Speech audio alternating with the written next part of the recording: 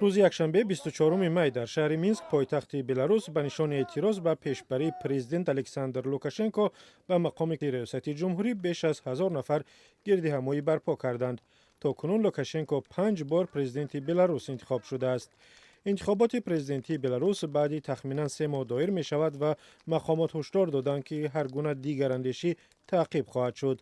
در اعتراض مینسک اشتراکچیان با نظرداشت پاندمی کرونا ویروس اکثرا نقاب داشتند و مسافه اجتماعی را رعایت می کردند. صرف نظر از افزایش شماره فوتیدگان از پاندمی کرونا ویروس در بلاروس کرانتین و یا کدام چاره‌های محدود کننده اندیشیده نشده است. در بلاروس طبق آمار رسمی 36000 نفر گرفتار کرونا ویروس یا بیماری کووید 19 شدند و طبق بعضی آمارها نزدیک 200 نفر به هلاکت رسیدند.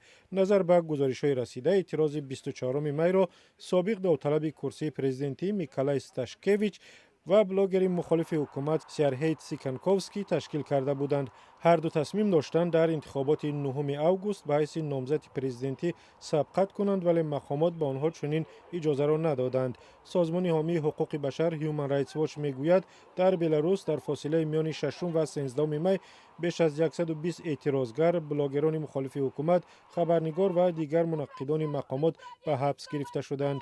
از زمان سر قدرت آمدن لوکاشنکو در سال 1994 تا امروز یگان انتخابات پرزیدنتی بلاروس از طرف ناظران کشورهای غربی همچون معرکه آزاد و عادلانه ارزیابی نشده است. سال 2004 در یک رفراندوم بلاروس محدودیت انتخاب یک نفر به کرسی ریاست جمهوری را لغو کرد.